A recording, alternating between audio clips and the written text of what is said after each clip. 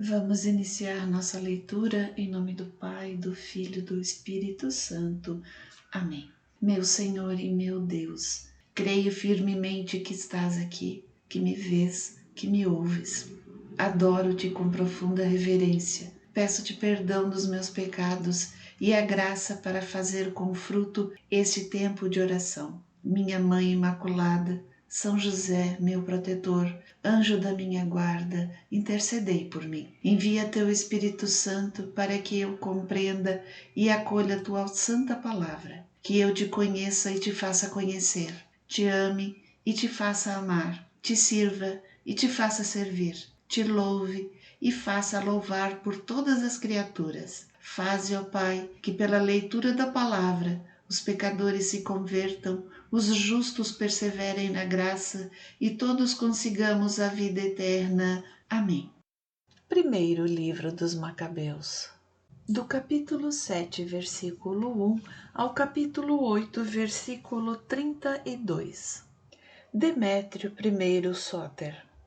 No ano 151, Demétrio, filho de Seleuco, escapou de Roma e com alguns companheiros alcançou uma cidade marítima onde se proclamou rei. Quando ele entrou no palácio real de seus pais, o exército se apoderou de Antíoco e de Lísias para conduzi-los a ele. Soube o rei e disse: Não me mostreis a sua face. E o exército os matou, e Demétrio sentou-se no trono que lhe cabia. O sumo sacerdote Alcimo. Todos os traidores e os ímpios de Israel achegaram-se dele sob a chefia de Alcimo, que aspirava a tornar-se sumo sacerdote. Acusaram o povo nestes termos: Judas e seus irmãos mataram todos os teus amigos e nos expulsaram de nosso país. Envia, portanto, agora um homem que possua tua confiança e que venha ver em que triste situação nos puseram, a nós e ao país que pertence ao rei, para castigar a eles e a todos os seus partidários. O general sírio Báquides. O rei escolheu Báquides, um de seus amigos, então governador além do rio, um dos grandes do reino e fiel ao rei. Enviou-o com o ímpio Alcimo, a quem destinou o cargo de sumo sacerdote, e deu-lhe ordem de tomar vingança dos filhos de Israel. Partiram, pois, e tomaram o caminho do país de Judá com um forte exército, enviando a Judas e seus irmãos palavras de paz capciosas. Vendo-os chegar com numerosas tropas, estes não lhes deram ouvido. Houve, todavia, um grupo de escribas que foi ter com Alcimo e Báquides com palavras de justas reivindicações. Estes assideus, que eram os mais benquistos de Israel, pediam-lhes a paz. Diziam entre si: É um sacerdote da raça de Arão que vem a nós com exército. Ele não nos fará mal algum. Alcimo trocou com eles palavras de paz e lhes jurou: Não faremos mal nem a vós, nem a vossos amigos. Acreditaram neles, mas ele apoderou-se de 60 deles e mandou-os matar no mesmo dia, conforme estava escrito. Espalharam a carne e o sangue dos teus santos ao redor de Jerusalém, e não havia ninguém para sepultá-los. Salmo 78, versículo 3. O assombro e o terror apoderou-se do povo, porque se dizia: Não há entre eles nem verdade nem justiça, depois que violaram o pacto e o juramento que haviam confirmado. Báquides afastou-se de Jerusalém e instalou seu acampamento em Bezete, onde prendeu e lançou numa grande cisterna muitos desertores de seu exército e algumas pessoas do país. Confiou a terra nas mãos de Alcimo e, deixando-lhe um exército para socorrê-lo, regressou para junto do rei. Entretanto, Alcimo teve que lutar para se impor como sumo sacerdote. Agrupavam-se ao redor dele todos os perturbadores do povo, com os quais ele se tornara senhor da terra de Judá, e foi um tempo doloroso para Israel. Judas viu que o mal que Alcimo e seus cúmplices faziam aos filhos de Israel era pior ainda que o mal praticado pelos gentios. Por isso percorreu ele toda a terra da Judéia até as fronteiras, vingando-se dos traidores e impedindo-lhes a volta ao país. Vendo Alcimo que Judas com os seus eram mais fortes e reconhecendo sua impotência em lhes resistir, refugiou-se junto do rei e acusou-os dos piores crimes.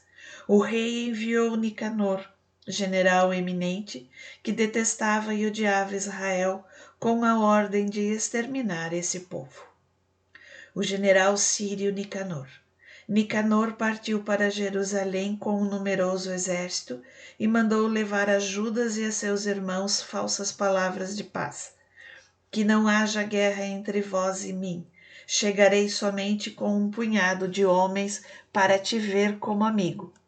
Com efeito, ele chegou e saudaram-se pacificamente, mas seus soldados se achavam prontos para se lançarem sobre Judas.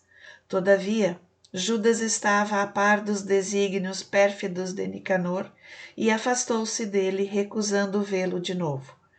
Reconheceu Nicanor que seu projeto fora descoberto e propôs a Judas uma batalha perto de Cafarsalama. Foram mortos do seu exército 500 homens e o resto fugiu para a cidade de Davi. Após o combate, subiu Nicanor à colina de Sião e sacerdotes saíram do templo com anciãos do povo para saudá-lo em espírito de paz e mostrar-lhe o holocausto que se oferecia pelo rei. Mas ele escarnecia deles, dirigia-lhes mofas, desprezava-os e falava-lhes com desdém, jurando em sua ira: se Judas não me for entregue imediatamente com seu exército, afirmo, logo que estabelecer a paz, retomarei e lançarei fogo a esta casa. Partiu depois todo enfurecido. Então os sacerdotes entraram e, em pé diante do altar e do templo, choraram, dizendo: fostes vós que escolhestes essa casa, para que se invoque nela vosso nome e para que ela seja uma casa de súplicas, de orações pelo vosso povo. Tomai vingança deste homem e de seu exército, e que eles caiam sob o golpe da espada. Lembrai-vos de suas blasfêmias e não permitais que eles vivam. Derrota e morte de Nicanor.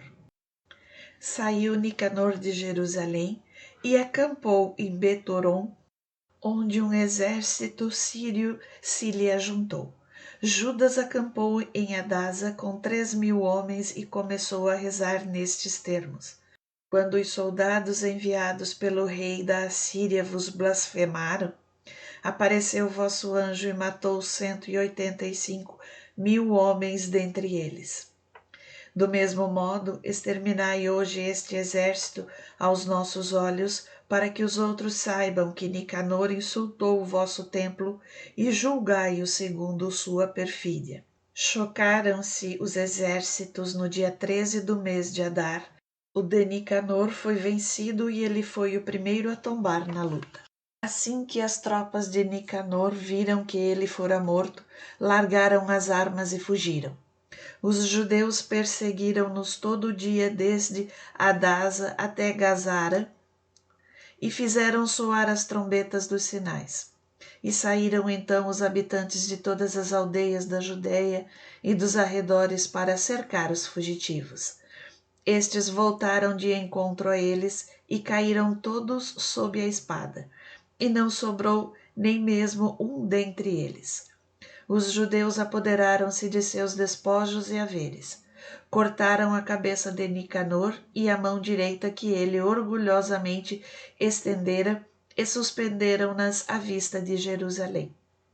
Alegrou-se muito o povo que passou aquele dia em grande regozijo. Decidiu-se que esse dia seria celebrado a cada ano no dia 13 do mês de Adar. Após isso, a terra de Judá esteve tranquila durante algum tempo. Aliança com os romanos. Pela voz da fama soube Judas que os romanos eram extremamente poderosos, que se mostravam benevolentes para com seus aliados e que a todos os que recorriam a eles ofereciam sua amizade, porque eram verdadeiramente potentes. Contaram-lhe também seus combates, suas façanhas junto aos gauleses, aos quais haviam vencido e subjugado, como haviam chegado à Espanha para se apoderar das minas de prata e de ouro que ali existem, e como, por sua sabedoria e longanimidade, eles haviam conciliado todo o país, por mais que ele fosse afastado deles. Como haviam derrotado reis que haviam surgido contra eles das extremidades da terra, e os haviam aniquilado devidamente, enquanto outros pagavam o tributo anual. Filipe Perseu, rei dos Ceteus, e os outros se haviam insurgido contra eles, mas tinham sido derrotados e subjugados.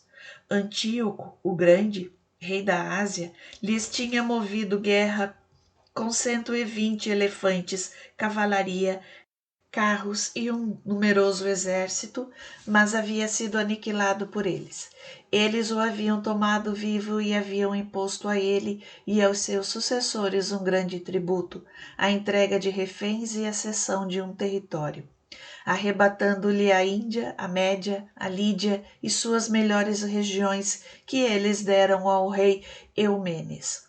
Os gregos haviam querido atacá-los para exterminá-los, mas eles o souberam e enviaram um general que os atacou, levando a perecer um grande número, arrastou ao cativeiro suas mulheres e seus filhos, saqueou e tornou-se senhor do país, destruiu suas praças fortes e os reduziu à servidão que ainda durava. Haviam eles igualmente arruinado e subjugado ao seu domínio os outros reinos e as ilhas que lhes havia resistido. Por outro lado, conservavam sua proteção a seus amigos e aliados, estendiam seu poder sobre os reinos vizinhos ou distantes, e todos os que ouviam pronunciar seu nome temiam-nos. Aqueles que eles queriam auxiliar e ver reinar, reinavam com efeito, mas os que eles não queriam eram exilados. Engrandeciam-nos muito. Apesar de tudo isso, ninguém deles trazia diadema, nem os se envolviam com púrpura para se engrandecer. Eles tinham estabelecido entre si um conselho supremo onde cada dia 320 conselheiros discutiam assuntos do povo para governá-lo bem. Cada ano confiavam a autoridade suprema a um só homem, que comandava em todo o território, e todos obedeciam a um só, sem haver ali entre eles nem inveja nem ciúme. Escolheu Judas Eupulemo, filho de João, filho de Acós, e Jasão, filho de Eleazar, e enviou-os a Roma para estabelecer amizade e aliança com eles, pedindo-lhes que os libertasse do jugo que os gregos, como estavam vendo, faziam pesar sobre Israel, reduzindo-o à escravidão. Dirigiram-se eles a Roma, apesar da duração da viagem, e entraram no Senado, onde disseram: Judas Macabeu, seus irmãos e todo o povo de Israel nos enviaram a vós para concluir aliança e paz e para que nos conteis entre vossos amigos e aliados. Essa linguagem agradou aos romanos e eis a cópia da carta que os romanos mandaram gravar sobre tabuletas de bronze e enviaram a Jerusalém para ali ficar como memorial da paz e da amizade de sua parte. Felicidade para sempre aos romanos e ao povo judeu, por terra e por mar. Longe deles esteja a espada e o inimigo. Se sobrevier uma guerra contra os romanos ou contra um de seus aliados em todo o império, o povo judeu tome as armas por sua vez, conforme o permitirem as circunstâncias, e isso de boa vontade. Não fornecerão aos adversários nem trigo, nem armas, nem dinheiro, nem navios, segundo a vontade dos romanos. Os judeus observarão esses contratos sem receber nada. Por outro lado, se for o povo judeu o atacado, Os romanos tomarão armas voluntariamente por eles, conforme as circunstâncias o indicarem. E não será fornecido aos combatentes nem trigo, nem armas, nem dinheiro, nem navios, conforme a vontade de Roma, e esses contratos serão observados sem fraude. Por essas palavras, os romanos aliaram-se com os judeus. Se uns ou outros contratantes quiserem ajuntar ou subtrair, e essas cláusulas farão a proposta, e o que for acrescentado ou tirado será ratificado. Pelo que toca aos danos causados pelo rei Demétrio, eis o que nós lhe escrevemos. Porque fizestes pesar vosso jugo sobre os judeus, nossos amigos e aliados? Se, pois, eles vierem a nós outra vez contra vós, nós lhes faremos justiça e vos combateremos por terra e mar.